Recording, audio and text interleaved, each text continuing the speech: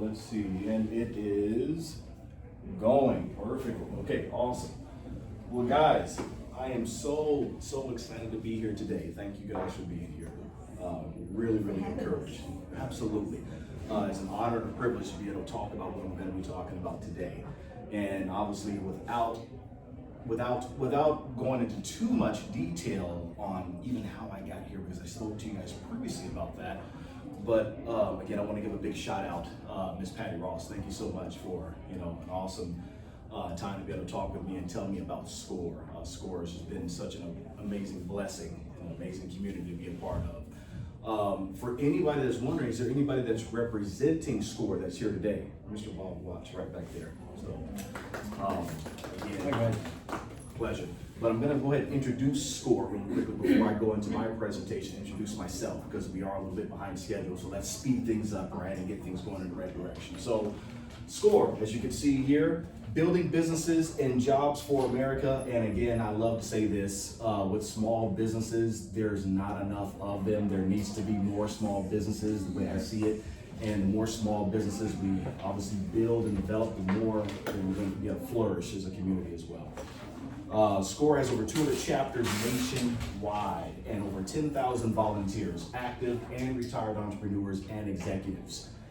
Our mission at SCORE is to provide professional guidance and information to maximize the success of America's existing and emerging small businesses. And I can attest to the statement that is below. We create success stories. Services, one-on-one counseling at no charge. That was one of the huge things that I saw about SCORE that really intrigued me. As I said, you offer such value in what you do, but you're not charging for it? Wow, I mean, the amount of value that is offered is amazing. Going back really quickly, business workshops at a nominal cost. Also, website resources at score.org. Have you guys had a chance to go on the SCORE website before? Good. Spend some time there. Go through all the different resources. You'll be very impressed with what's on the website. So really cool stuff there. Free and low-cost presentations, webinars from highly successful entrepreneurs. Also workshops. So this is the ongoing workshops, especially that I see that are going on all the time in several chapters around SCORE, which is starting your own business, creating a successful business plan, which is really key for many business owners that have a dream and a desire to do great things in business, but not a solid plan, right? You need to have that in place. Financing your business, I'll be talking about that today. Marketing, franchising, creating an online presence, promoting and protecting your invention and others. This here, so sorry this slide is up here. This is the SCORE Los Angeles side, so don't worry about that. This is SCORE San Diego, okay? Thank you so much for coming, you guys. Do request a mentor at score.org if you don't have one already. And again, having a mentor is key to your development and your success, especially as a small business owner. So please get a mentor. You'll never regret that, okay? You can like them on Facebook as well and tell other entrepreneurs, spread the word, okay, about SCORE and all that we offer. Without any further ado, let's jump into our presentation for the day. Who is that dude right there? His mug is way too close to the screen, but it's okay. As you can see, my name is Terrence Spencer. I'm a multifaceted leader with over 20 years experience in vastly different industries, from formal education, was a dean of students for a private school for several years. Also athletics, coached all the way through to several different levels. Also when I was a little bitty tyke, played football all the way up to college. In fact, I ended up receiving a full ride scholarship and played football. And after that, just coached many youth teams, a lot of high school teams, and even college as well. Ministry as well. So no wonder why we're having that conversation in the beginning, right? Absolutely. The spirits talk before the mouth talks, doesn't it? Yeah. So very well. Multi-level marketing as well. I was with a very well-known multi-level marketing company, made it to a very high level in that company, was able to speak to thousands of people at one point. Also a real estate investment firm, which I still have even to this day, and also finance as well, which is what you're going to be hearing about. I'm founder and CEO of Expandemonium, as you can see on my shirt here. I saw her looking like, that's the same shirt, isn't it? Yes, it is. Yes, always have to be in front of branding opportunities, right?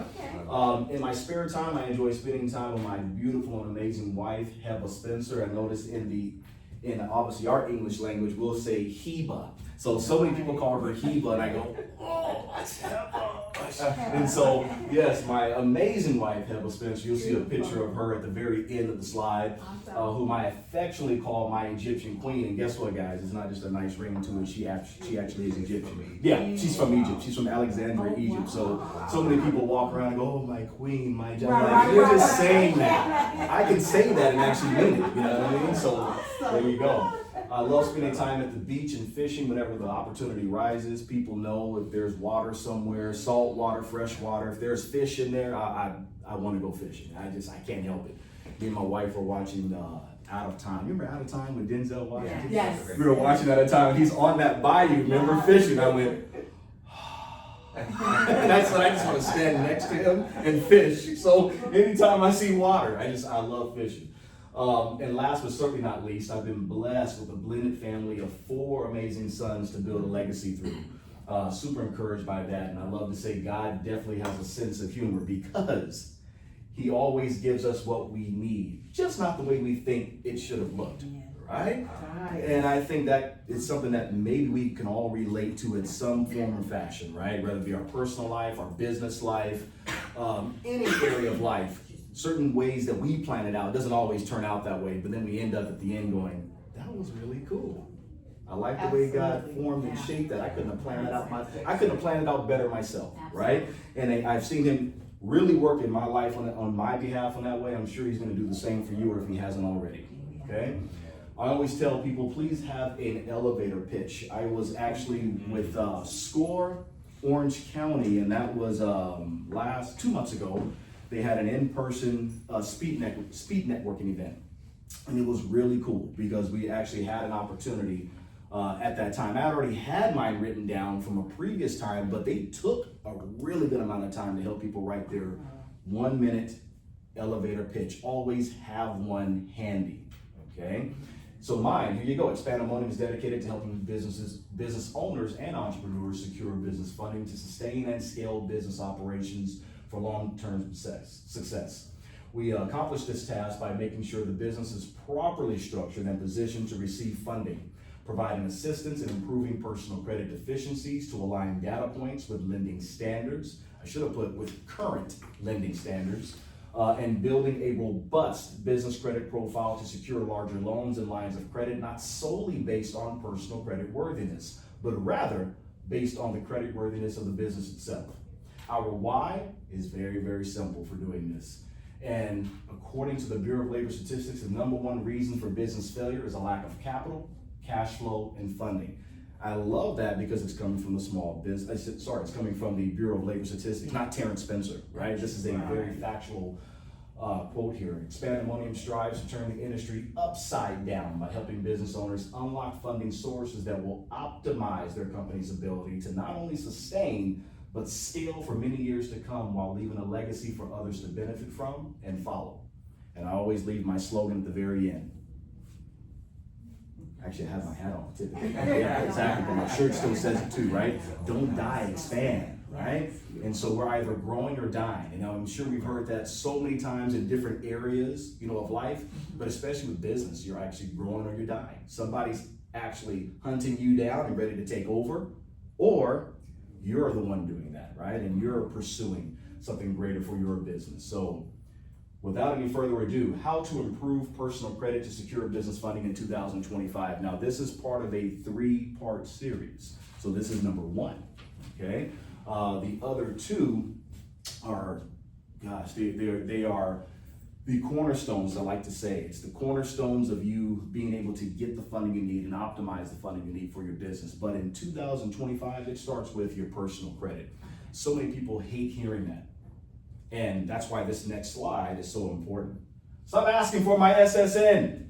I've heard so many business owners say, why did every time I talk to somebody who's a lender or somebody who does funding, they always ask me for my social security number? That's because of the slide I just showed you previously.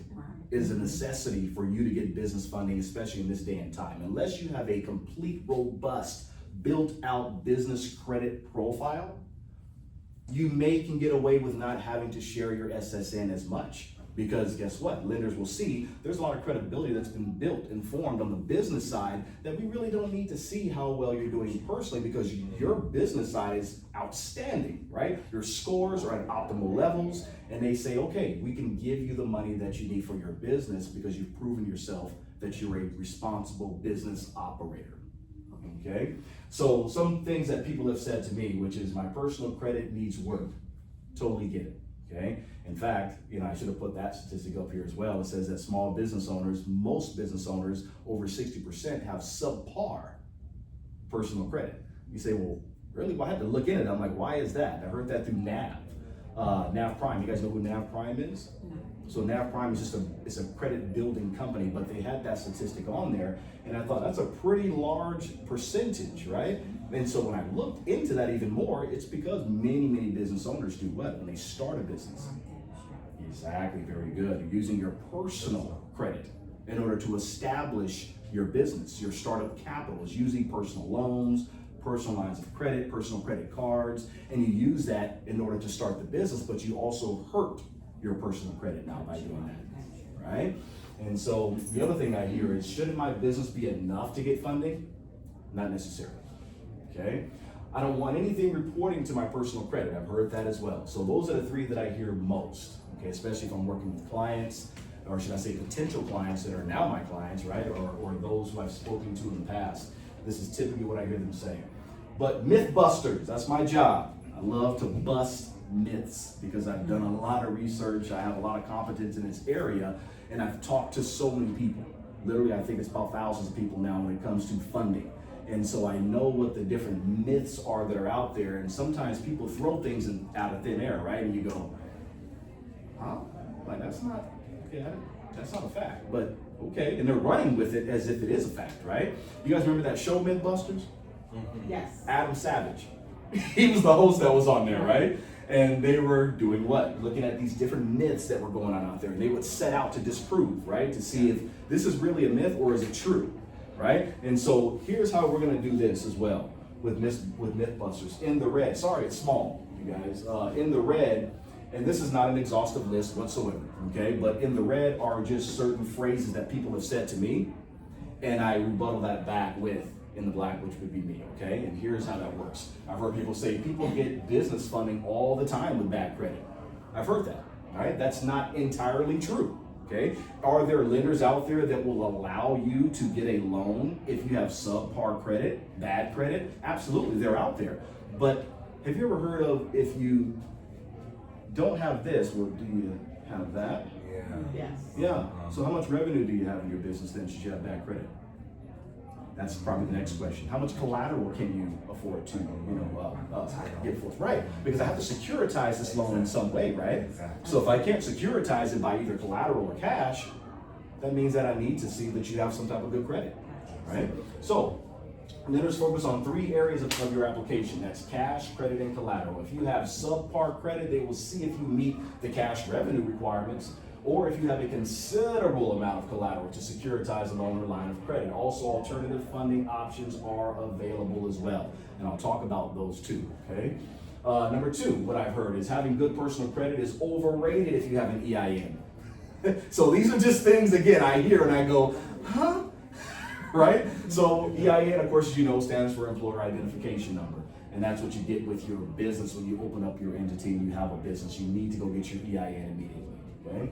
That is not true, that phrase there. Just as an SSN, Social Security number, identifies you as a person, your EIN identifies your business. Okay? It is the Social Security number for your business.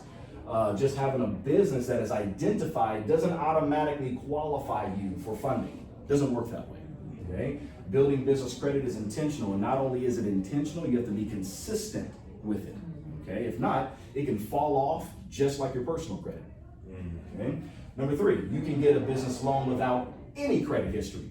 So not just I have bad credit or good credit, I have no credit history. And guess what? I can still get a loan. That's just not true as well.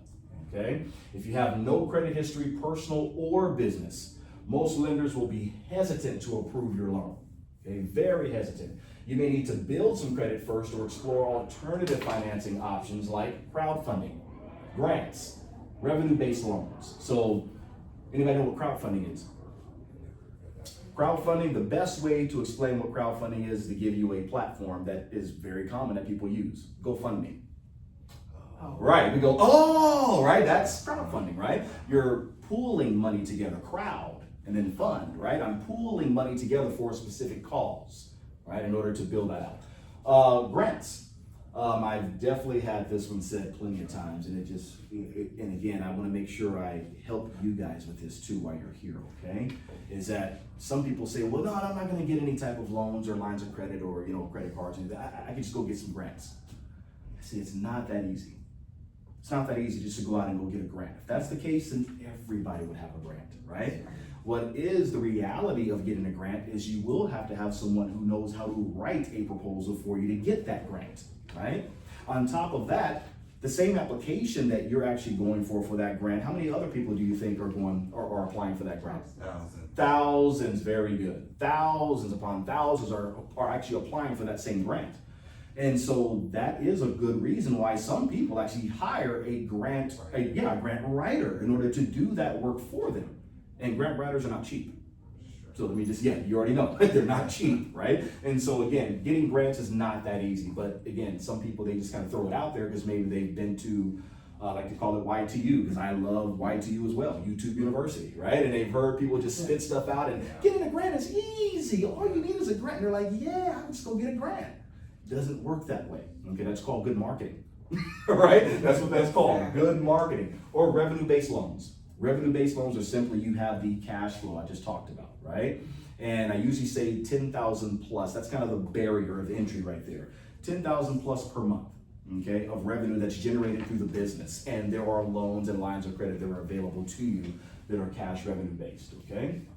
Number 4, business credit. A business credit card doesn't affect your personal credit.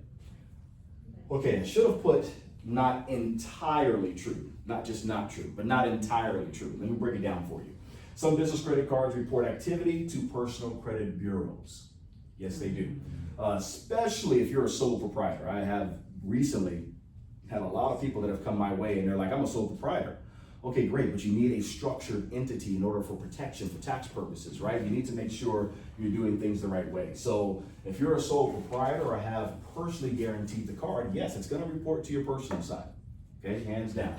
The other thing is if you miss payments, it could hurt your personal credit. So what ends up happening is, and I see this all the time, I have several business credit cards of my own, okay? If you are paying on a business credit card and let's say you bump your head and you forget to pay one, right? If you do that, now that credit card that only reported to Commercial Experian or Commercial Equifax or Dun & Bradstreet, they were just reporting there on the business side. So the moment you are late, they're gonna report that late to your personal side. Wow. You say, wait, that's not fair. Wow. That's what happens, okay? So that's why I said I should say not entirely true, right? Okay?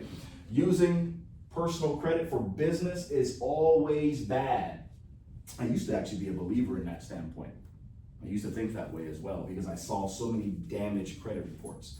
When you're in the line of work that I'm in, I'm able to get a bird's eye view and a detailed view of everybody's credit reports. And so when you see a lot of damaged credit reports, sometimes you go, man, it's just, people should never, right? You start going there. Yeah. People should never, but then as I started to evolve as a business owner and evolve in the world of funding, I started realizing there's a lot of great strategies you could use in order to build out your business without putting yourself at jeopardy, okay? So when I say this comment that I've heard, now I can safely say not true, okay? Many entrepreneurs use personal credit cards or personal loans for startup capital. While risky, so please understand that it is risky. While risky, it can be a viable option, okay? Just be careful about mixing finances. And when I say mixing finances, that's taking your personal loans, personal lines of credit, any type of personal credit cards, and you're paying for business expenses. You are now commingling. That's a nightmare for your CPA. Not only that, it could also cause audits. And if you get audited for doing that, that's gonna put you in the world of hurt. So avoid it pretty much altogether. If you don't mix the two. Don't do any commingling. Oh, what just happened to me, Bob? Did you go to sleep or did it go to Yeah. sleep? Yeah. It went to sleep. And so as I said, which can hurt both your personal and business credit. Okay. What matters more, credit score or credit report? I love this question because I've had a lot of people ask me this question.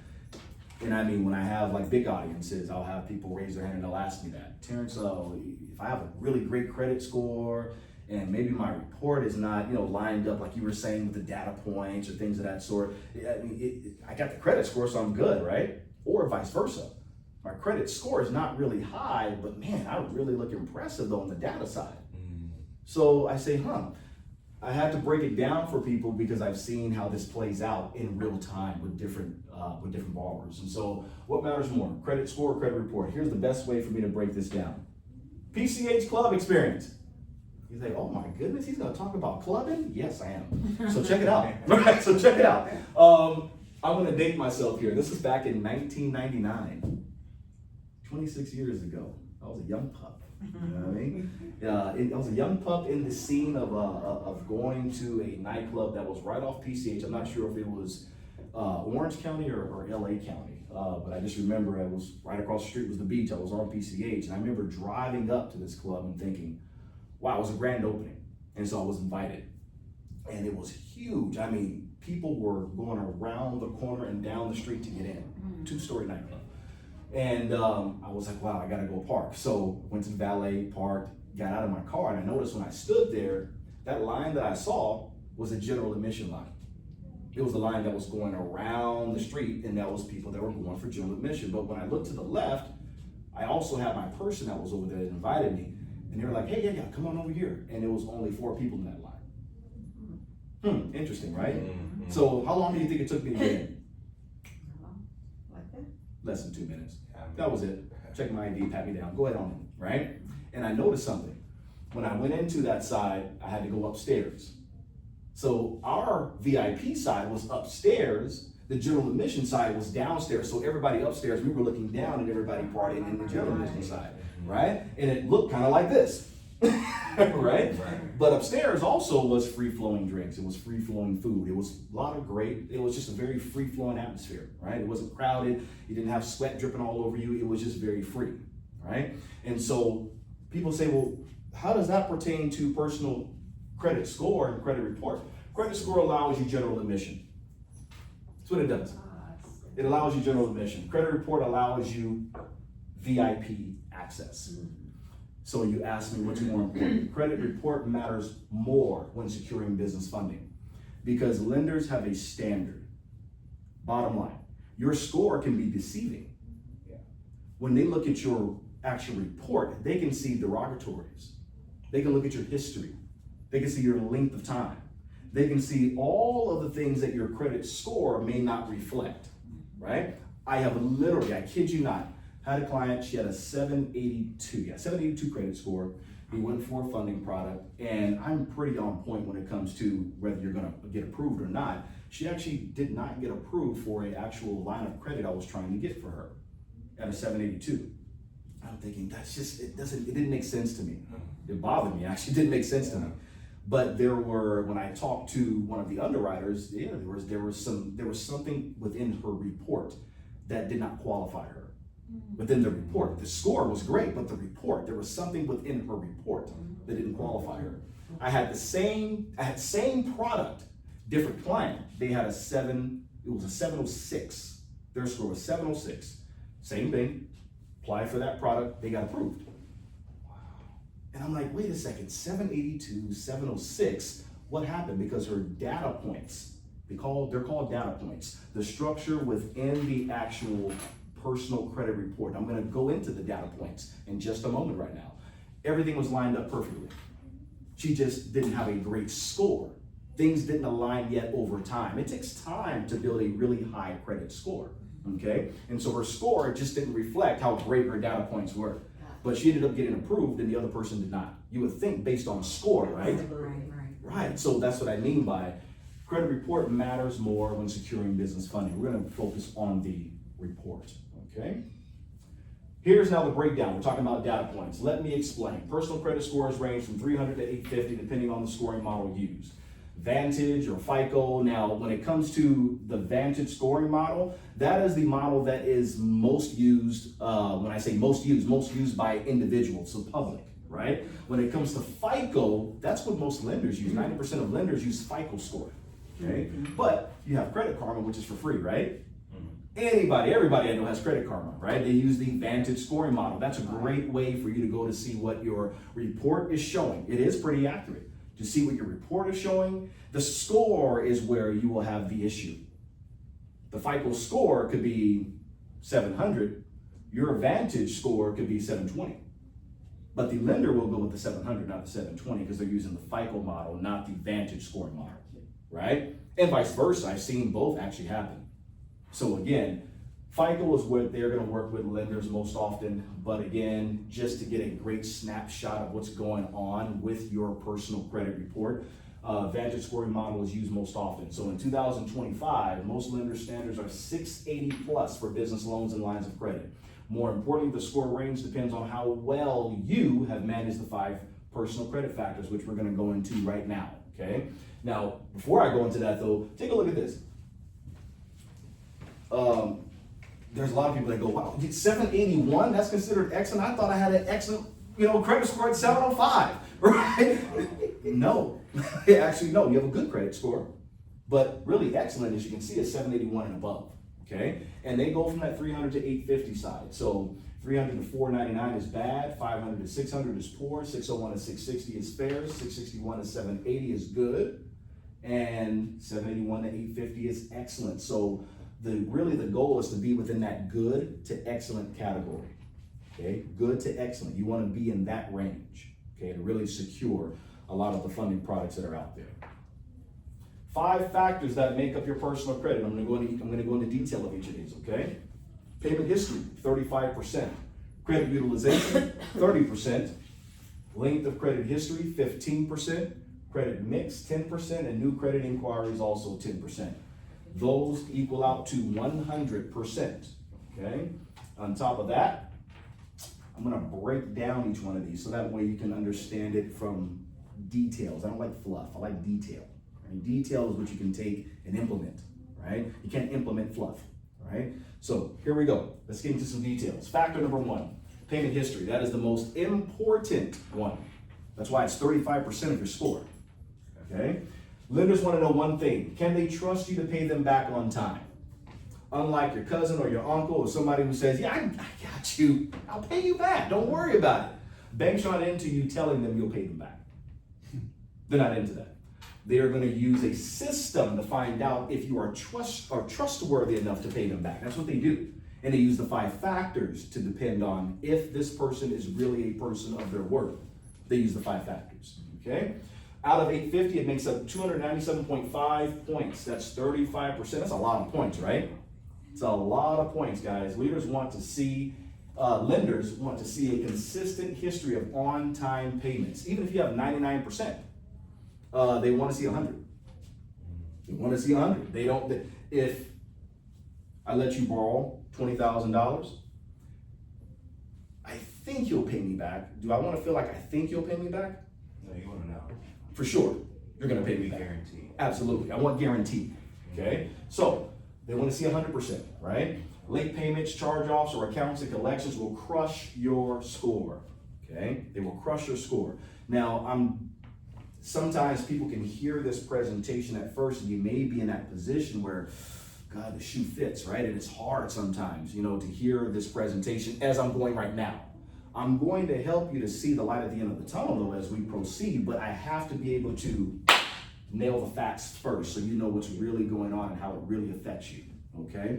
So, again, if the shoe fits, yeah, this could be a tough presentation to hear right now, right? Because you're like, gosh, I do got late payments. Oh, I got a collection 2 years ago. Oh, right? And you're hearing this just grunting, right? But you got to hear it for what it's worth, okay? Even one missed payment can drop your score by 50 plus points. It is the truth, okay? Solution. I don't just give problem, but I'm going to give the solution. Set up auto pay or reminders so you never miss a payment, okay? That's always the best practice, okay? Auto pay or just, again, you want to put this together so you never miss one. Once you get to a place, oh, and here's the beauty about, and I have to say this because it's so true, because I do business credit a lot. I have a lot of business credit cards. I have a lot of business vendors that I work with, and also accounts that I have. Personal credit, guys, is pretty soft. They're pretty soft on you. You say, well, what do you say? What do you mean by that? Check this out. For you to get a 30-day late, you actually have to be 60 days late. You guys thought about that? You know, right? If you are late after 30 days, what do? Just give you a late fee. Yeah. They give you a late fee. Exactly. You better not hit that next 30 days though, right? But you get the late fee. But nothing goes on the credit report if you go past the 30 days. Now, if you do an additional 30 days, now you have violated what is a 30-day late. So really, you had to go 60 days to get the 30-day late, if you think about it, right? It doesn't work that way in business. If you get a business credit card, or if you have a vendor that you have a net 30 term with or a net 60 term with, let's say it's a net 30 term. I'm going to discuss these things in another presentation too. It's going to give you a little snippet of what you'll be in for. Net 30 terms means I have a Uline account and I have to pay, I buy something from Uline. In 30 days, I have to pay that account in full. Whatever I get, I have to pay it in full. If I miss one day, 31 days, guess what? I have now what is called a 1 DBT. That's called days beyond terms. 1 day beyond terms. And if I have 1 day beyond terms, that is like getting a 30-day late. Oh my goodness, really? Yeah, so you gotta be ready and prepared when you start building some business credit, right?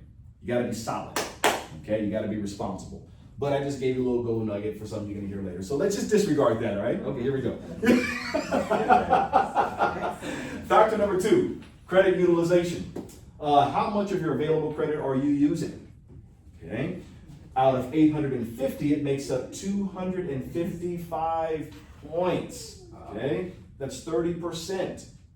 That's a lot. Okay. If you put those two together, 297.5 and 255, you're almost at 600.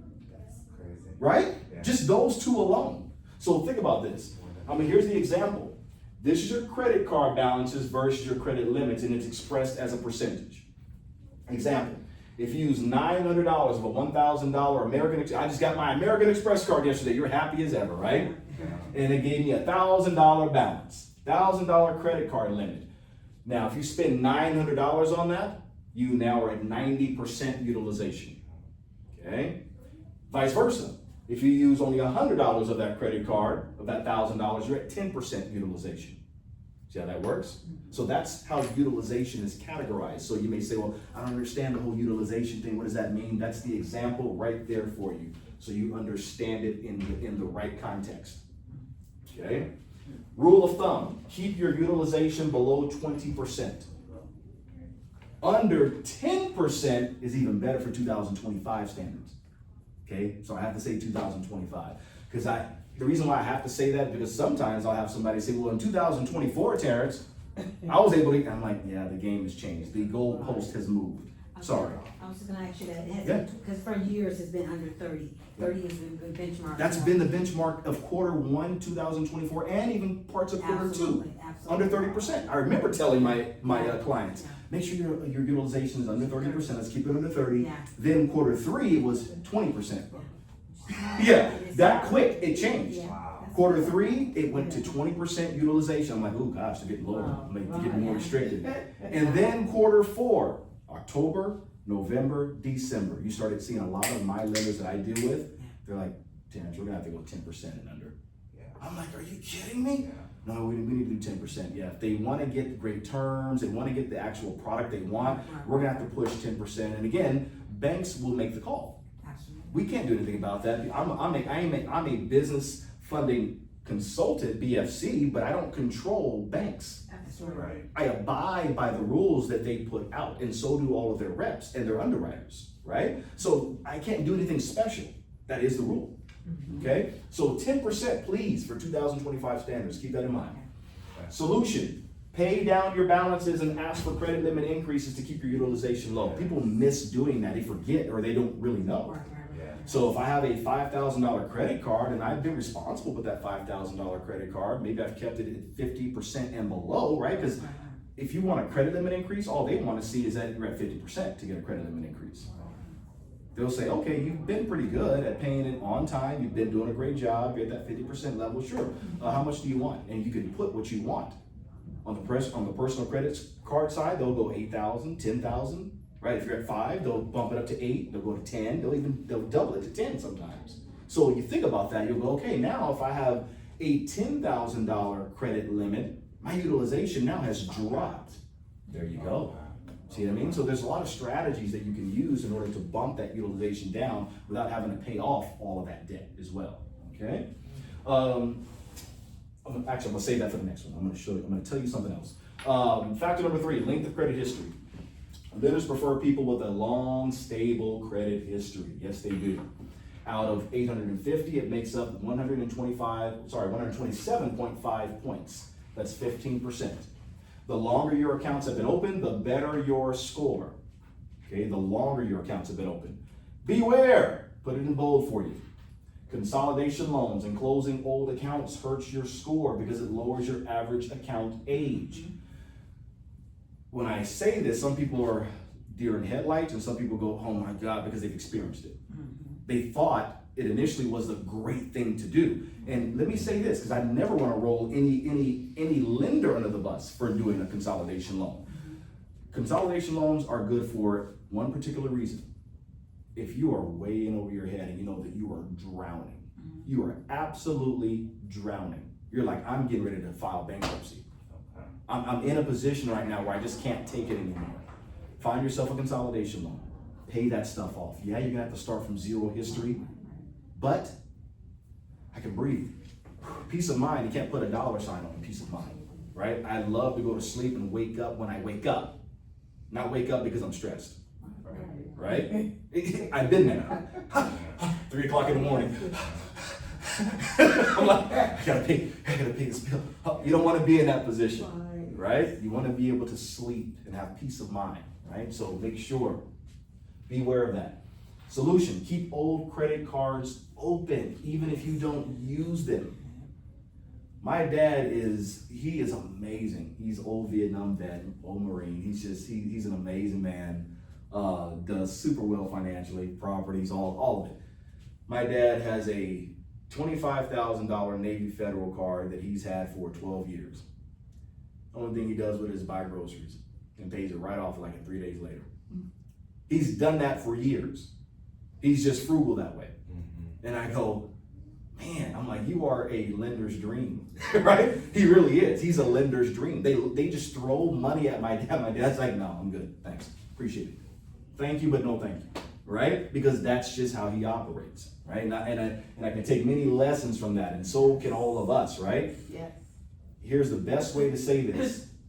When I say this, it sends shivers up your spine, right? Okay, you ready? Right. Lenders will not give you money when you need it. They only give you money when you don't need it. You understand what I'm saying, Mr. Rocks, don't you? Been there. Been there, right? They will only give you money when you don't need it. That's why people who don't need money, they get 6, 7 cards a day, offers per day. Get this, get that. I mean, the terms are amazing. And I'm like, oh wow, isn't that amazing? I'm getting all these letters. When I started finally working on everything and getting everything solid, I thought, I never got this before. I wonder why, right? When I needed it, I never got this before. That's something. Yeah, literally, I could stack them up in my house that big in 1 month because I had so many great offers. So they'll want to give you money when you don't need it. When you need it, good luck. I've had people tell me that. They say, Terrence, maybe I should wait. I was like, no, you don't want to do that. Yeah. Well, why shouldn't I wait? Because you don't know when your time is going to come when you will actually need it. My dad has had a $25,000 card for 12 years. My point, right? For 12 years. He doesn't need that card, but guess what? Right. He still says, you never know what life can throw at you. That's how Vietnam vet, right? You Right. never know. I stay ready, so I never have to get ready. I stay ready, so you never know when you're gonna need this. And he's never needed it, great thing, but it's like in case I ever needed anything, he has so much stashed away, cards, loans, everything stashed away. He goes, in case I ever need it, it's there. But most people can't operate that way, right? That's true. If they need it, it's over. A quick question, Yeah, and please. this is not for us that's been established, Mhm. but usually what I've been taught was, if you have a credit card, they want you to have a balance, even if it's $50, 25. Mhm. If you pay it off, you don't show a credit history, cause you buying it and you paying it off. They want you to actually have a running balance. Is that still true today? It's still true. Okay. It's still true. And that's, But you have to be able to be frugal enough to keep it below that 10% column, or if it's low enough, just pay it off okay, right before the due date. gotcha. 3 to 4 days before the due date Okay, is ideal, okay, okay? Ideal. It actually boosts your credit score when you do that, okay. okay? You guys must have talked about that before, huh? Yeah. Yep, see, there you go. Well, Yep, I'll be like, yeah, I remember doing that, I remember hearing that, right? There you go, it is true, yes, it is true, okay? Factor number 4, credit mix. Do you have a mix of different credit types? So again, these are lower on the percentage, but understand something. Lower on the percentage doesn't mean not significant. Right. It is significant, okay? Yeah. Because if, let's say you're at that 615, 620 range, right? You'll start noticing these two that I'm gonna come up, factor 4 and 5, they play a big role, okay? Factor number 4, credit mix. Out of 850, 85 points, having both revolving credit, which are credit cards and lines of credit, and installment loans, auto loans, mortgages, personal loans, shows lenders that you can manage different types of debt. That's what it shows. It shows that, okay, you don't just play ball on your right side, Right. but you also can dribble on your left, right? That's what it shows. It shows that you are somebody who can handle both types, and you're not gonna crumble and fall if you have one type, but you do really well on the other, right? Because you can juggle both, okay? A healthy mix helps boost your score over time, so it is a longer term strategy, okay? Solution, if you only have credit cards, consider adding a small personal loan or secured loan to improve your mix. That will boost your score up, okay? Factor number 5, new credit inquiries. Are you applying for too much credit at once? Inquiries can kill people, especially what happens when you show that, oh my gosh, I have 6 inquiries on one credit bureau, I have 8 on another, I have 5 on another. What, as a lender, what would you think? Let me get your feedback. As a lender, what would you think if you saw that? It's a total of what? 8, 6, 14, 5, 19 inquiries, and let's say less than a year. What do you think a lender would think? Oh, you're super desperate. Bingo. What's going on with her and her personal situation? Is there something that we need to know that you're not disclosing to us? Because I see this, you're saying this. Remember I told you they don't want to care what you say, but on one of your factors it shows this, but you're telling me this. Something's not adding up, right? So lenders, again, they want to see that this is controlled, okay? Every time you apply for credit, a hard inquiry appears on your report unless it's a soft inquiry. But understand that even that comes with a caveat, because however, if you like the terms, you will need to then do a hard inquiry to accept those terms. Exactly. Right. So I love this credit card. Oh my gosh, they got me at 0% for 6 months. Oh, it's exactly what I need. Okay, I need to get it though. Right. Inquiry number 8. Right? I'm just throw that out there for you, right? You're gonna have to get that hard inquiry once that happens, okay?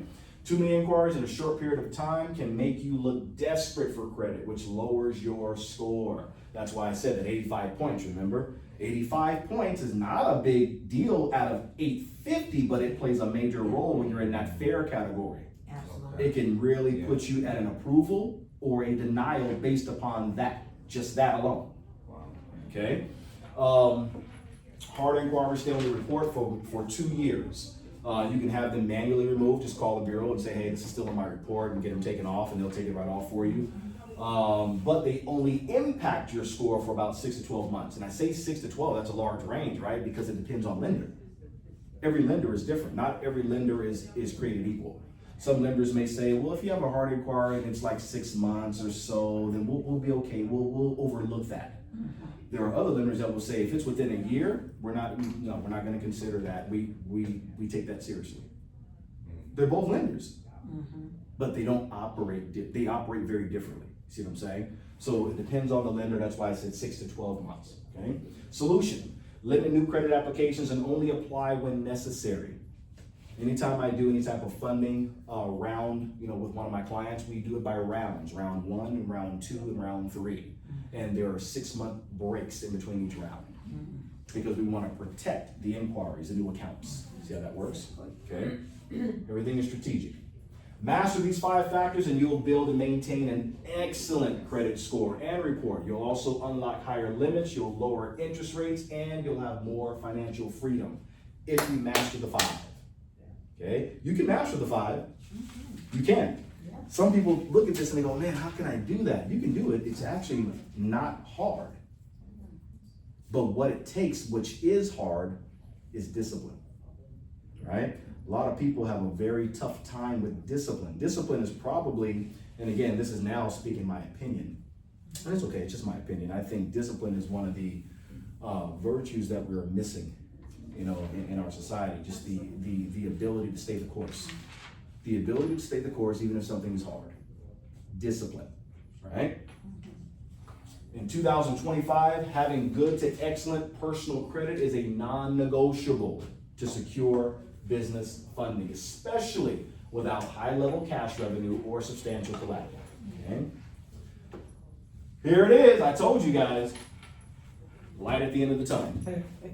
It's moving too. You see it's moving. You're getting closer. Right. Bob, you getting closer? No. Really? Come on. Come on. It's getting closer. The light is getting closer. There is light at the end of the tunnel. Let me show you what I'm talking about, because up to this point, you've seen the 5 factors. Again, depending upon what size shoe you may be fitting in according to that, right? You may go either cringe when you see that, or you may be getting happy, right? But if you're cringing, there's light at the end of the tunnel. You don't need to feel this way. That was the picture we saw in the beginning, right? Stop asking for my SSN, right? You don't have to feel this way, okay? Here's the deal. Many people have heard that word, those words in red. It's a pretty popular word, huh? You're like, wait a second, I thought this wasn't an AI. I thought this was about business funding. What's up with the AI stuff, right? But check it out. Artificial intelligence has made it easier than ever in 2025 to obtain great personal credit, okay, with less effort. I'm gonna break this down for you. Check it out. Here's the old way to repair your personal credit. I did this way back in the day. I'm sure you guys did too, right? Pull your credit reports from all 3 bureaus, TransUnion, Experian, Equifax. Then you have to go through it and identify what the errors are, what the negative items are via PIN, right? Mark everything up, put codes for yourself, right? Right? Put it all together. Then you have to write and mail dispute letters. And you don't just do that once, you have to do it over and over again. Then you wait. And then you wait some more, right? Because it takes 30 to 45 days. You have to wait and then wait some more, right? Then you get these stall tactics. Oh, I hate the stall tactics, right? Can you please, we can't validate your account. Can you validate? I just said, you couldn't have told me that 32 days ago because it's 33 days now, right? Really? That's called a stall tactic, right? So here's what ends up happening. You get these stall tactics back. Sometimes you may even have to deal with collection agencies, depending upon if you have derogatories, right? And then they play dirty. I'm not saying that to say, if there's anybody that's part of a collection agencies play dirty, because guess what? Who am I representing? Who am I representing as the collection company? Am I representing you? No. Who am I representing? The debt collector.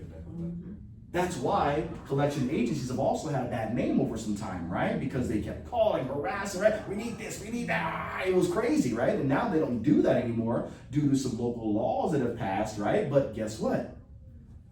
That was how it was. That's called playing dirty. It's putting you into a corner. It's manipulating the process to get you to pay up, right? Exactly. And so, that's playing dirty. Most people give up after the first couple rounds of disputes, which is exactly, what the credit bureaus want to happen. They want you to give up. As soon as you give up, great, we won. They're no longer going to come after. They're no longer going to write letters. They're no longer going to call. And you sit back and you're just frustrated. So here's the deal. Some people, though, have a little bit of cash available. So guess what they do? They pay a credit repair company thousands of dollars because it used to be that much. I know somebody back in 2016, actually, it was part of when I was, 2012. Yeah, it was 2012. They paid $7,000 to get a credit repair done. Oh, 7,000, yeah, 7,000. I never forget it. They paid 7,000. You know anybody who paid an astronomical amount to get their credit repaired? No, I wouldn't let them. So not gonna happen, right? Not gonna happen. But there are many people who paid 2,000, 4,000, 5,000. The most I seen was 7,000. That was promised in the world. We'll get your score up to 800, and they paid that 7,000. And think about that. That's a lot of money to shove out to get your credit repaired. Okay? But that's how it was in the old days, right? I say that because that's what you would have to do if you didn't take care of this business. You have to take care of that business. Okay? Which is why it was a huge ordeal to be a part of a credit repair company, because man, we're gonna get paid here. Yeah, because people are willing to pay it because they're frustrated. Right? I don't wanna keep dealing with this. It's just hard. I need my credit fixed, and okay, fine, I'll pay this company. So you get frustrated, right? So that's how that happened. But here's the new way. Ooh, don't you like that Bugatti? Here's the new way to repair your personal credit. We use, and it's funny because you saw the last slide, right? It was let me show you the picture. Horse and buggy, right? You got the old school horse and buggy. And then you see the new way, you got the Bugatti, right? And it literally is night and day in that way. It really is. When you look at 2025 versus 2000 and below doing credit repair, it is a very big difference. You now use AI-powered tools that instantly scan your credit report, and it flags errors automatically, negative items automatically, and high-impact issues in seconds.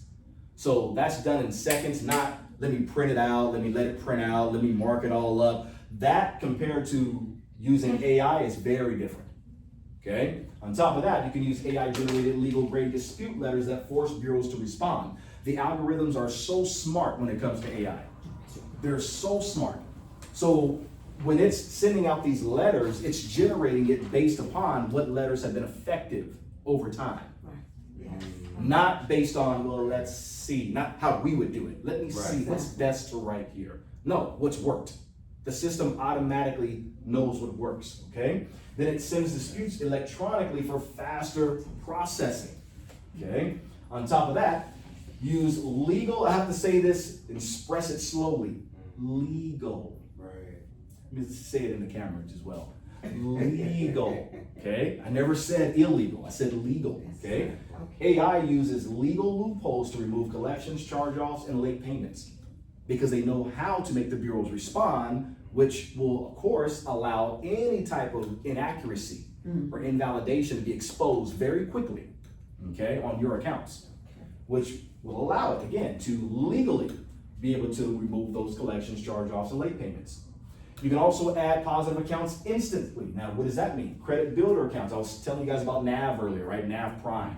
NAV Prime is just a simple credit builder account where you pay a monthly fee to them, and it gives you your business credit scores, it tracks your reports, it tracks your personal scores, it tracks everything. Yeah, it tracks everything for you. But when you pay that monthly amount, it reports. Those trade lines, those payment experiences report. So it builds your credit score, right? Also, authorized user trade lines. I was telling you about my dad, right? The $25,000 Navy Federal he's had for 12 years. I'm actually an authorized user on that account. You know that you can become an authorized user on an account? That doesn't mean I have a card and I can use the card. That just means simply I'm just an authorized user. I said, Dad, when I started building my credit out and it was becoming really robust and everything was looking awesome, I'm like, oh my gosh. I'm like, let me get me an authorized user account. I'm not gonna just use my dad's. I got on his account, $25,000 now is credited also to me. Yeah, absolutely. And I also take over his credit history. So that's crazy, right? So he has 12 years. When I got it, it was at 8 years, I think, at that time. So yeah, 9 years at that time. So I was able to take that 9 years and add it to my current credit history. Plus the 25,000 lowered the utilization even lower, right? So I'm able to take that as an authorized user, okay? Best of all, remember I told you about thousands of dollars, what you did in the old way? Rather than paying a credit repair company thousands of dollars, you can do it yourself. DIY, do it yourself.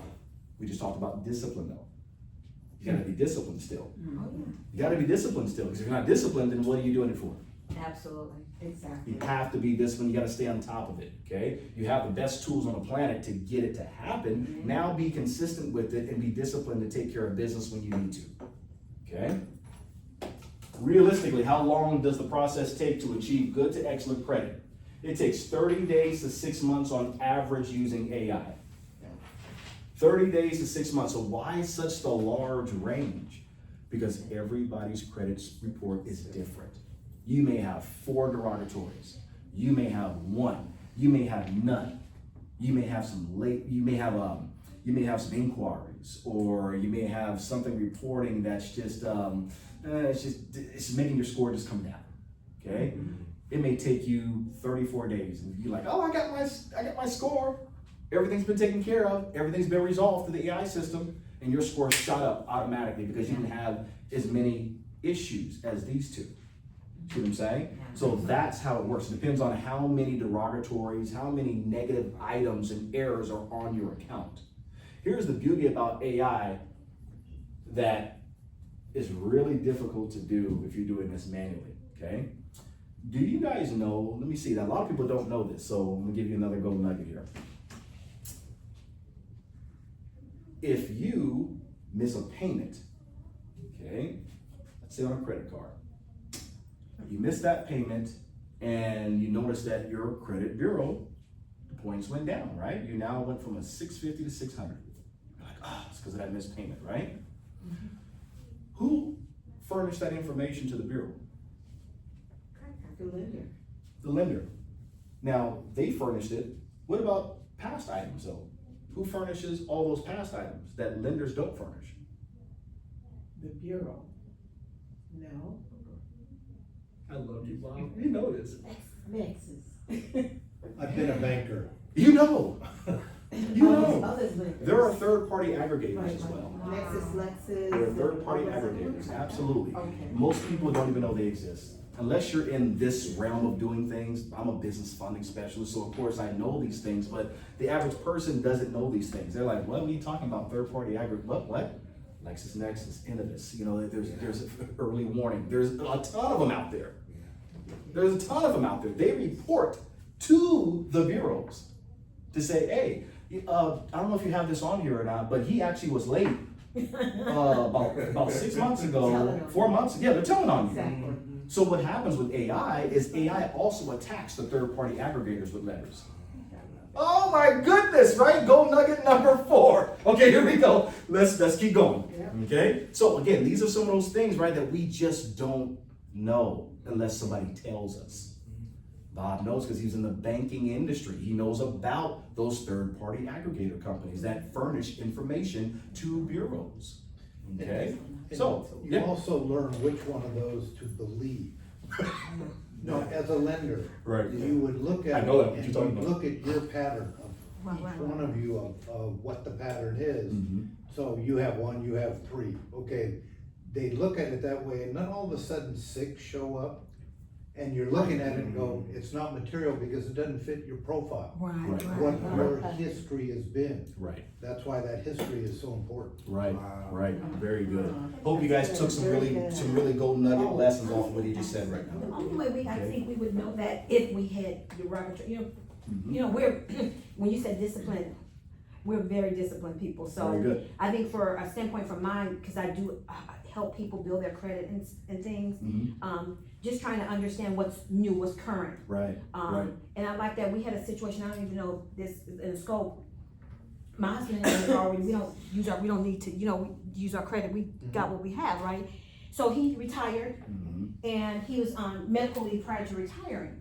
And so he's trying to pay the medical and the dental, and then something got lost in transit or what have you, and we kept trying to figure out how he was gonna pay it. Right. And so finally, when he retired, they said you owe $3,502 for medical back. We was like, not a problem. We've been trying to contact whatever. And so he paid it. Mhm. And then whatever was left, it was like maybe some money was left. They took it from the taxes. Mhm. So everything was paid off. The next month, he got a charge off for $1. Wow. $1. We Wow. contact Wow. Laguna Niguel, where he works for, Department of Homeland Security, Mhm. and it's still on his credit report. Now, mind you, he Mm. went through a medical situation, so he wasn't in his, went through Right, depression. He right. couldn't figure all that out. And it's Correct. like, $1. Just one.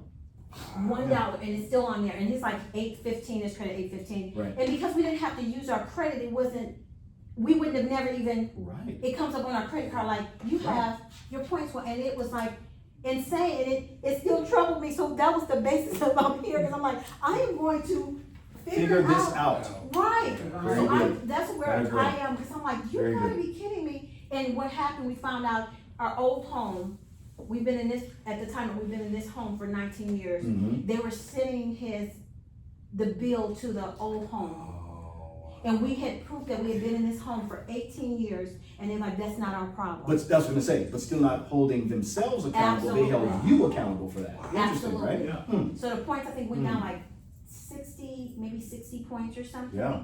And it was That's like, how it works, about 50 to 60 points, it Yeah. starts to drop, yeah. insane Mhm. for just Insane. that one, and it's like, Yep. Yeah, I'm so still you're a trying. living testimony of what I'm Yes. talking about. absolutely, absolutely. I appreciate that. Yes. Even though it's a story that is unfavorable and it hurts, it's still a story that It people can is. learn from and go, I see how that works, and now you know how to fix it. I'm gonna show you some more stuff about how to fix that. Yes, ma'am. Just a brief story. I've always had good credit. I've been paranoid. I was taught by my father to have good credit. He's like my dad, huh? But I got a bill from one of the local hospital groups for $7,000 for my wife being in the hospital. And she's sitting right next to me. He's like, wait, she's right here. And so I called him and I said, she didn't go to the hospital. She hadn't been in the hospital. She hadn't done any of that. Oh yeah. And so I said, no, I need, and they at first said, I can't talk to you because you're not her. And I said, well, if you look at her account, I'm the guarantor and she's the guarantor Very good. on mine. Mhm. So all of a sudden they said, okay, and they looked at it. So we have to review this, all Mhm. right? So then 2 weeks later, it went over the 30 days. Stall tactic. They sold it to collection. Oh, she Stall tactic. Uh-huh. So then, and the collector's, like you say, he's hounding the hell out of me, and I Yeah. just said, no, so I called them back. Oh, yeah, we took it off your account, and I said, okay, then you give it back, you have to buy it back from the, Yep, you gotta buy it back from the debtor now, the new debt collector. and the answer was, we don't do that. Then that's a mess. No, I happen to know who the, Mhm. the EVP of the credit for that hospital was. Mm. And I called him on the My phone, God. and I got a call the Not next day from the collector who Mhm. just 5 calls a day. Just Oh, absolutely, Wow. you need to pay this. Wow. And the guy from the collector called and said it was their mistake, they have paid us back. And I said, fine, and it showed on my credit report for 6 months before I finally got it off. Wow. This is the stuff we're talking So about. it is worth looking at it. Absolutely. It is worth, and then look at it again in the future. Absolutely. Right. It's one of those that, I don't know how many people would say, I see this in there. Right. And I'm going, well, I got all the letters to prove that it was Exactly. all resolved. Yeah. Well, thank God Very for good. the recent breaches, Yeah. and you get notified now before. You if do. it had You not do. been for the, AT&T and all these, the medical company breaching the account. Right. It comes up, but it was just one of those things where it's just, when you're responsible, you feel embarrassed, nobody knows that, but you're It's like, painful. oh my God, they can't do this to us, and you feel Right. like, Right. this is, for $1, I mean, literally, $1. Yeah, it's painful. Oh, And yeah, he's no, worked I- there 35 Yeah. years, a Yeah. company, and the Department of Homeland Security couldn't even, I've had a line of credit oh, for Jesus. 40 years, and they changed the term in a month, and they sent me a thing, I Yes. just didn't pay attention Yeah. to it. Mm. I was $12 short on a $1,200 payment. I believe it, I believe it. Oh my And they will hold you accountable for that Yes, $12. exactly. Yeah, They will yeah. hold you accountable for I that started $12. getting calls saying I'm delinquent on the account. Yeah, that's what they will hold you accountable. Uh-huh. Isn't that interesting? Just like this. I've been a credit thing. long-standing customer and I'm gonna hold me accountable for $12? Exactly. Yeah. That's the way it works. 30, 40 years. That's why I told you guys. It's going back to what we're talking about with this. Yeah. Is that when you have, again, that AI side, right? Manually, we can only see so much That's true. because we're human. But when you have something that is in the intricacies and the works of things and it's seeing what you don't see, it Absolutely. gets pointed out and gets resolved. Yeah. Because you need it to get resolved. Behind it. Exactly. We're very emotional. Yeah, you know? we're super emotional, especially if we've been dealing with building our personal credit. Absolutely. Those who take it seriously, you understand how it feels. Absolutely. And I take my personal credit seriously. And if I'm building intentionally and I'm Absolutely. building something great, I don't want something that's super frivolous to go along and just shatter what I'm Absolutely. trying to build. Yeah. So it makes you emotional. Yeah. That's why you're able to share it with such passion, both of you. Yeah, thank you. Right? Think about that. Wow. All right, I had a question, Uh-oh. along the. You put it when this way when you now. get Oh, back there we go. together, If you don't mind, I had a quick No, question. go ahead, yeah. Regarding, we've tapped in, so I have my 31-year-old, and then I have a 17-year-old that's into this movement, this AI movement that is just dynamic. It's their generation, Young yeah. people, Their generation, so Mhm. I have the best of both worlds. Right. So I've tapped into some things and been blessed to get some knowledge, but trying to take all this knowledge Mhm. and turn it in and utilize it and know what to do with it, the know-how. Right. What to do with it. My, excuse me, my question is, I went on a journey Mhm. to get these third-party lenders, and this is what I've ran into. There's no number. I'm so old school, I like to pick up the phone and communicate. Right. You know, they want you to leave these messages. Well, there's no phone number attached. Right. Everything is website. Yeah. Everything is, If electronically there's have no things way sent to you them. can Yeah. personally Mhm. dispute, like you can go to the three Yeah. bureaus, Mhm. get on that phone, I'll stay on that phone for 2 hours Right. if I need to, because I take that serious. Right, right. I'm very serious about my life, Right. my credit. Right. So, I found out in going in with the third parties, well, it wasn't just LexisNexis and 2 or 3 other ones. I got overwhelmed to discover that it was like several that I'd never heard in my life. I was gonna tell you, it's close, honestly, it's upwards to about 60 or 70. Yeah, it's upwards to about 60 or 70. I don't understand Yeah. what is that? Like Okay. you guys said LexisNexis, what is? These are just third-party, we call them third-party aggregators. They furnish information about you personally and about your credit report to the actual 3 main bureaus. Exactly. So when you So think most you're people are very, done, just like you, most with- people are very unaware of them. They go, what do you mean? And they Yes. furnish the And you don't know information, what's- but let's say I take care of something with the bureau, if I have the third-party company that's still reporting that, Oh. that's something why hit it's your not, credit it may that you not don't be know where it resolved. came from. Okay, And okay. they don't know. That's a source Right. that they're Okay. gonna use. So that would be like either something maybe derogatory, something false information, like you don't know, cause it wouldn't just be like somebody just searching for something to report on your credit. Yeah, It's no. something that had to transpire already. that It you already tried to- transpired. Absolutely. So they're very accurate Yep. at times. Most times Okay. they're pretty accurate. And it's stuff that comes up from so long ago. It could be. Sometimes It it's could be a things long that time you ago. don't. Yeah. It could have been you went to school 20 years ago, and Yep. they come up with an old loan that a balance that didn't get paid, and maybe the 3 credit bureaus never ever knew about that. But they reported it. But they reported But to the credit bureau. But if it's years ago and it's the It 7 don't. years, could they do that? You have to call in and get it taken. Exactly. You have to call. Wow. Yeah, they're not gonna do anything about it. You gotta do something It's about been it. reported, so they have Yeah. to report it. Exactly. It's been reported to them, they're responsible to put it on your credit. Yep, exactly. Wow. So we'll knock this out. We'll finish this up, Okay, okay, and okay, nice. and we are going to talk more about really the platform of, okay, how do I take the personal credit side and how do I use it to my advantage? Gotcha. Okay, okay. So once completed, what kind of business funding options are available for me? This is not an exhaustive list. This is just funding that is available once you get your personal credit in check, okay? Purchase order financing, commercial vehicle financing, commercial real estate financing. In fact, Bob, you've probably done some of these, huh? Inventory financing, you probably all of them. Yeah, equipment financing, SBA loans in all of its various forms, term loans, business lines of credit, and my favorite, startup unsecured business credit cards. And again, this is not an exhaustive list, okay? Why is my favorite type of business funding unsecured business credit cards? Because I deal with a lot of startup businesses. Do I have a lot of businesses as well that are seasoned? Yes, I have 4 clients right now that I'm funding that have had businesses over 6 years. But when I'm dealing with Score, when I'm dealing with some of the other larger platforms, what I notice is there's a lot of startup businesses. They're just trying to get their foot in the door.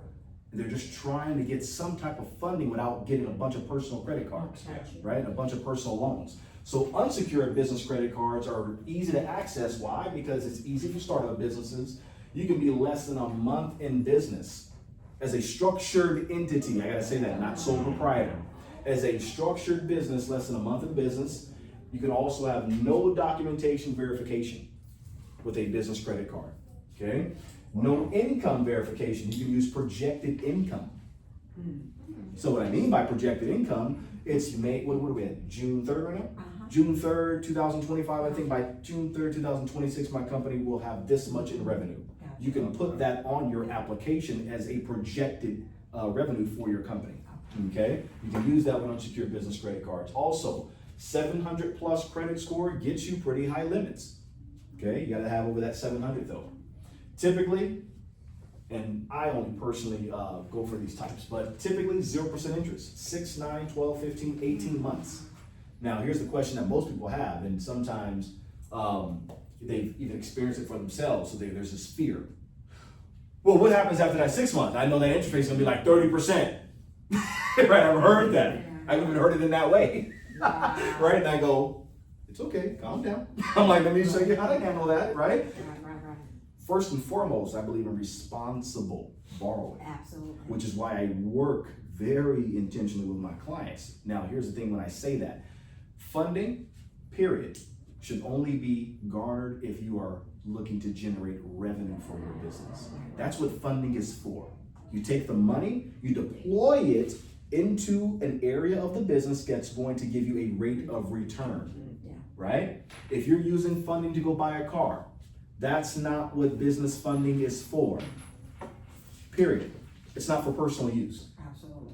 It's not for, let the funding just kind of sit over here like a savings account. It's not for that either, okay? When you're dealing with business loans, business lines of credit, and business credit cards, that's money you have to pay back. Let's make that very clear. It's money you pay back. So therefore, it'd be a pretty unwise decision to get funding for a business that you're not looking to make money with. Please understand that. I want to say that very seriously, okay? Because I have had clients and I've had to even tell them no, which actually looks better for me because of my ethics. And I say, I'm not going to do this for you right now because you don't have a business plan in place that you don't even know where to deploy the money. Yeah, you have a 785 credit score. Yeah, I can get you funding right now, but I would basically be doing that to help you out and to put money in my pocket versus it's not really for you to go out and go build a legacy or a business that's going to feed your family, right? That money is just being garnered because you don't even know what to do with it. It's not money to just sit on. You have to deploy it and it's got to work for you. Absolutely. Okay? So I just wanted to harp on that before I go any further. It's important that you understand that, okay? The worst thing that could happen is for me to see somebody who gets money and they end up in bankruptcy or they end up in a really bad position just financially. I would feel sick to my stomach. Literally, I would feel sick to my stomach because I was the one responsible to help you get that funding. Yeah. And you did nothing with it. In fact, you used it to hurt yourself. Absolutely. Right? So I take a step back first and I say, well, let me look at your business plan. Let's see if you even have the wherewithal where to put this, right? First, okay?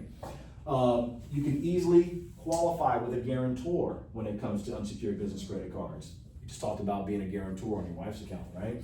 Only reports to your business credit profile, which is awesome, okay? Not the personal, only the business side. You can do limit increases every 3 to 6 months, and literally every 3 to 6 months you can get a limit increase when it comes to business credit cards. As long as you're paying off or paying down really low past that utilization I was telling you about, 10% below, you can constantly get limit increases on business credit cards, okay?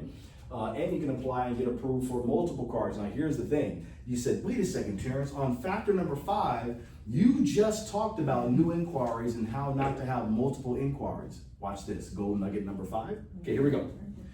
With a business credit card, they are going to personally verify that your credit report and score make you eligible and approved for that card, which means they will track you a hard inquiry as soon as you get that card. That hard inquiry can also be removed once it reports to the business side. So you remove the inquiry because the business credit card is only reporting to the business side. Does that make sense? Gotcha. Ding, ding, ding, ding, ding, ding. Beautiful. Okay. Ding, ding, ding, ding, ding, ding. Gotcha. Okay. That's good. Okay. What is the alternative to having good personal credit? 6 to 7 figures in revenue or collateral. Other than that, there is no alternative. Just have to keep it real, okay? There you go, okay? Alternative financing, we talked about that, right? You can do that. Love this quote. The magic you are looking for is in the work that you're avoiding. It can be said about a lot of people, right? They want this vision of doing something great, but they're not willing to put in the work, right? But the magic you're looking for is in that work that you're avoiding, you know? Stretch your vision a little bit. What would having access to an extra $50,000 to $100,000 of business funding do for your business? You can expand geographically, whether it be statewide or nationwide, right? Hire employees, whether that be virtual employees or employees that you want to put into a brick and mortar office that you have, okay? Marketing campaigns, you can do that with your business funding, which leads to more leads, right? Also brand awareness campaigns. You saw the shirt, there you go. More publicity, right? Also, bookkeeping and accounting, which is a huge one as well. Okay, you want to make sure you're securing your money, making sure that you understand how to track your money, right? And making sure if you don't know how, that you have someone that can do it for you. Okay, you hire somebody to do that. Okay, the cornerstones of business funding. Here you go. June 3rd today, right? How to improve personal credit secure funding. June 12th, I'll be right back here on Thursday, and that's at 10 o'clock. How to properly structure your business. You do not want to miss how to properly structure your business, because here's the deal. Most people have incorrect business structure, and they think that's going to get them funding. You will get denied in a heartbeat if your business is not structured properly. Period. Period. Bearer of bad news or bearer of good news? It's a bearer of good news, okay? Because if you go out and you try to get funding without the structure being exactly what lenders want to see, then you're just basically rolling the dice. You don't want to do that, okay? That's why these two go hand in hand. Okay, some good personal credit, great. Now I'm going to make sure this is structured properly. Then, long term is number 3, June 27th, Friday. And that's building business credit. People use those terms interchangeably, and they're not used interchangeably. They're not synonymous, okay? Unfortunately, people say, I'm going to get some business credit, and they're talking about business funding. And it's like, no, those two don't go together. They're not interchangeable, right? They're not synonymous. I build business credit to obtain business funding, right? So that's how it works, okay? Just like you build your personal credit to get a personal loan, right? So you got to understand that that language is very important, okay? So this is strictly about how to build your business credit, which is a long-term financial strategy, so you can get business funding, okay? There's my baby, my Egyptian queen. We're in Vegas right there. That's one of our spots in Vegas. Yes. Yeah, it looks like I've been there before. I've seen that spot. I don't know where, right? Sometimes I said, oh yeah, right? So again, practicing what I preach when it comes to business structure. So Terrence Spencer, founder and CEO of Expandemonium LLC. There's my office line, 888-373-4545. My direct business mobile, 949-516-1529. There's my email address, ts@expandemonium.vip. And you can schedule a free planning session from the QR code below, okay? And you guys don't have to scan the QR code if you want, because you have me right in front of you. But yes, I would say still scan the QR code, because it leads you to my calendar link, okay? And my calendar link is super important. Everything, as you start to advance in your business, you will start to notice everything runs off your calendar. I can't do anything without my calendar. I can't. Maybe because age or whatnot, but I just forget everything. Everything. My wife looks at me, it's like a running joke in our family. She's like, oh, you remember? Yeah, I know you didn't remember that. Yeah. So, yeah, I have to make sure to write everything down. Everything goes in the calendar. So, thank you guys so much. I appreciate being able to present to you guys. I love the intimate setting. Sometimes intimate settings are the best settings, and I like to say the meeting after the meeting is the most important meeting. Right? That's what you get in intimacy. You don't get that when I'm speaking in front of a large crowd. You know what I mean? That can be a little bit missed, because it's just short. I gotta get to you, I gotta get to you, I gotta get to you, right? But we can stay and obviously talk for a bit if you guys need more questions or Q&A type style. We can stop the video and just ask me questions as you need to, okay? But in the meantime, let me stop this video real quick so I can make sure I don't waste too much time on this. Oh my gosh, this. Okay, yeah.